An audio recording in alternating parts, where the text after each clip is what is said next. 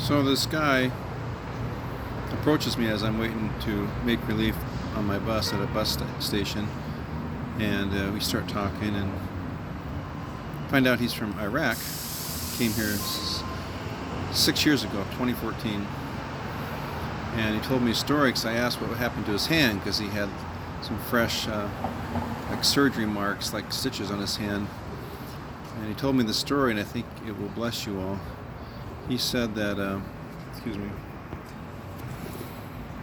he said he woke up, he was hungry, went to the kitchen, saw some chicken wings in the refrigerator and some frozen fries. He's gonna put them in a pan with a bunch of grease and turn the fire on, and was cooking them up. Cooked them up just right, put them on his plate, sat down at the kitchen table. He ate a couple bites and realized he smelled something that was like burning. He looked back and he saw a flame coming from the pan all the way to the ceiling. He'd forgotten to turn the burner off. He goes over there, not sure what to do, panicking. And the ceiling's catching on fire. And he heard this voice clearly in his head that said, "Grab it." So the pan has a long handle on it.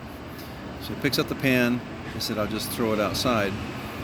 And because the door to the outside was only just a few feet away. But then the door is locked. So he's got a pan full of hot burning grease with flames coming off of it. So he takes one hand off the pan. He had both hands on it, holding it steady and even. And he unlocks the door with one hand, holding onto the pan with the other. And as he's doing so, he must have spilled a little bit on the floor, and he got slippery, and he started to slip backwards. And he said something just kept him from falling over, because he surely would have went down standing on a greasy floor. I'm assuming it was linoleum or tile or something. So that was the second divine aspect of what happened there. And he unlocked the door, got it out, and he burned his hand because some of the grease that spilled on the floor also spilled on his leg above his knee. So he had a burn above his knee, and his shorts caught on fire. He had like gym shorts, and he had to get a skin graft for his leg and a small skin graft for his hand, because as he was trying to put the fire on his leg with his hand got burnt, and he said he was misery for like a week, because I guess he said he could feel the pain all through his body, even though it was just in two parts of his hand and his leg. And then we started about different other things like the jab, and he said, "I got a word for you." Well, he didn't say it quite like that. He said, if you're in line with God, if you're aligned with God, He will take care of you, not to worry.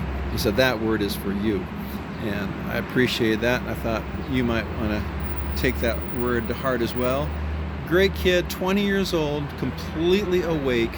He believes that the jab is going to control people's minds. Somehow they're going to control people's minds. And who knows, he's thinking maybe zombies. But, he said 2022 is going to be just a crazy year. And so we had a really great discussion. You just never know who you're talking to until you start talking. Amazing. Love you all.